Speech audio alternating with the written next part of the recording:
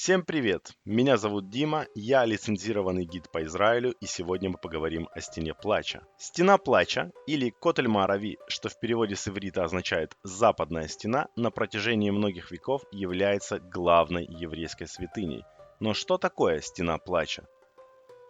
Стена Плача – это западная часть стены, окружавшей площадь, в центре которой стоял второй храм. Весь этот комплекс был построен царем Иродом в первом веке до нашей эры. Для его постройки Ирод расширил храмовую гору в рамках широкомасштабного строительного проекта. Согласно еврейской традиции, именно на вершине храмовой горы Авраам едва не принес в жертву своего сына Исаака.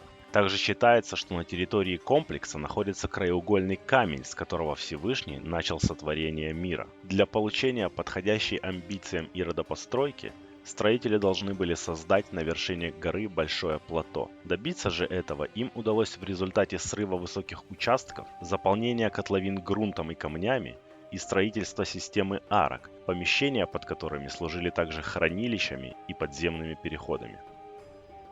В 70 году нашей эры римляне разрушили второй храм, и от всего комплекса остались лишь останки стен. Как я уже сказал, евреи называют стену «западная стена» или просто «стена», а название «Стена Плача» пошло от арабов, правивших на этой земле. Они видели, как евреи приходят к стене молиться и оплакивать разрушение храма, и прозвали это место так, как мы его называем сегодня. Когда мы говорим о Стене Плача, мы подразумеваем ее открытый участок длиной 57 метров. Но это не вся стена. Ее полная длина составляет 488 метров. Высота стены во время второго храма была около 60 метров, а сегодня на открытом участке ее высота достигает 19 метров.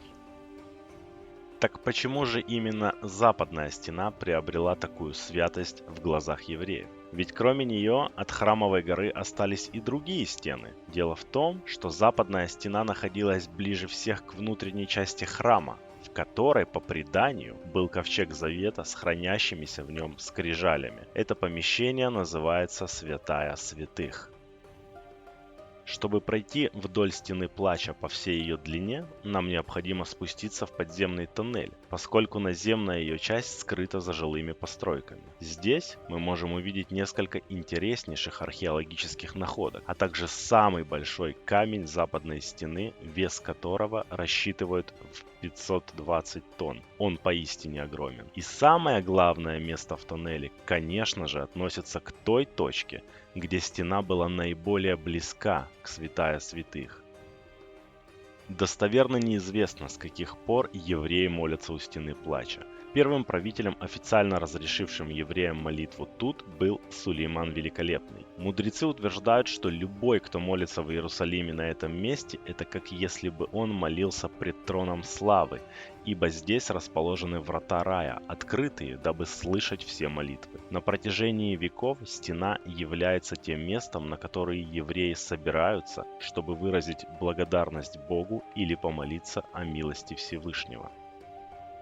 Во время правления британского мандата в первой половине 20 века между евреями и палестинцами нередко вспыхивают конфликты, предлогом для которых становится деятельность сторон относительно Стены Плача. В 1948 году Иорданский легион захватывает Старый город.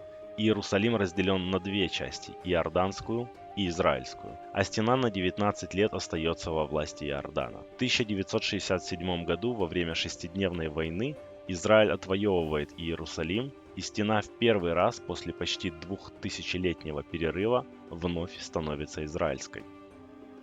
После победы в шестидневной войне власти Иерусалима принимают решение об очищении площади перед стеной. Жители Марокканского района расселяют, а их дома сносят, и площадь перед стеной приобретает современный вид, который нам знаком сегодня. Зона перед стеной имеет статус синагоги, и к ней надлежит относиться с должным уважением.